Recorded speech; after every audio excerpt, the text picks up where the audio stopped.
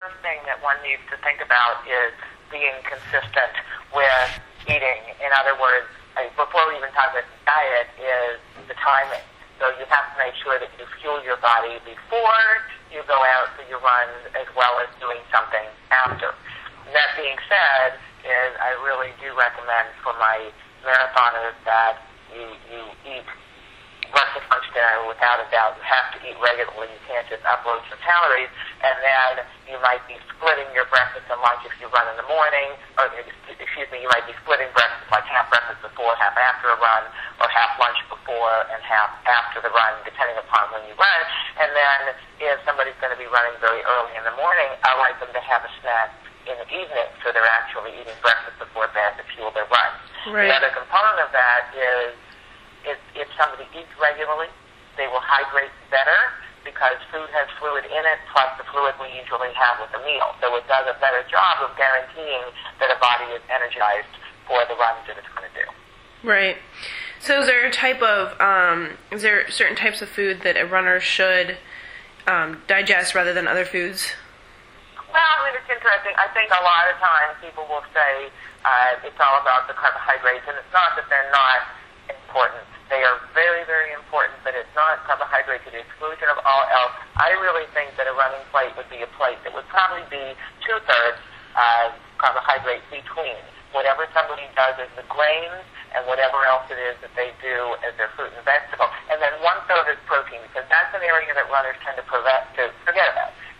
Running is a breakdown activity. It's a lot of foot strike against the ground. You have to have enough protein to help with muscle synthesis and muscle repair. And then a little bit of fat on the plate. It might be within the food, or it might be added to, because fat is an energy source for longer duration activities.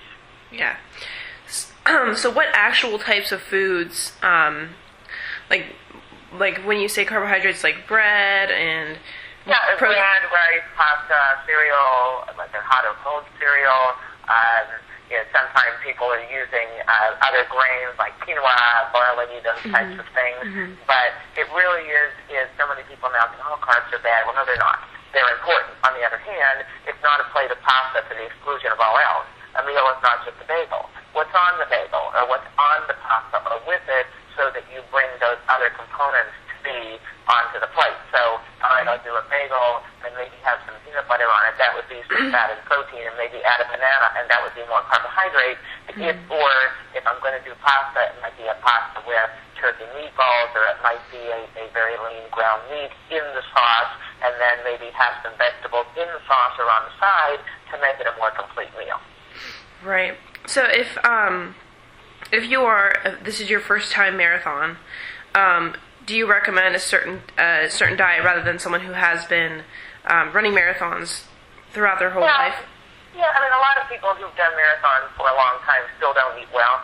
So it's not a guarantee that just because somebody does it that they're doing the right thing with eating. But I think just as the first-time marathoner, people are paying attention to their pace, their breathing, they get very particular about the footwear, and when it's colder outside, you wear the appropriate gear. The same degree of attention needs to be paid to the eating for two reasons. Number one is you figure out what works, and you also figure out what doesn't work. And you start to establish a pattern which ultimately affects your strength and speed and stamina, so it's kind of doing the homework on both fronts. And when people tend to do things that way, they're usually much more successful. I mean, they get through their training injury-free. They actually get through their training moving things in a positive direction, and they finish the marathon wanting to do it again. Right. How important is it to stay hydrated if you're a runner? Critically, because hydration really affects all aspects of performance. It affects strength, it affects speed, it affects stamina. In addition to that, hydration also has a role to play in injury prevention. It is the cushioning for the joints of the body. So if you're not well hydrated, indeed you might be putting your joints at stress. And plus, even when the weather's cold and people don't think about this, I mean, you can still dehydrate when you're out there, sometimes a little bit more when it's cold and dry, because people just don't get thirsty and don't do it regularly. So the effect on dehydration, from a running perspective, 6 to 8% decrease in strength, speed, and stamina. Wow. Those are huge numbers, and that is just not acceptable.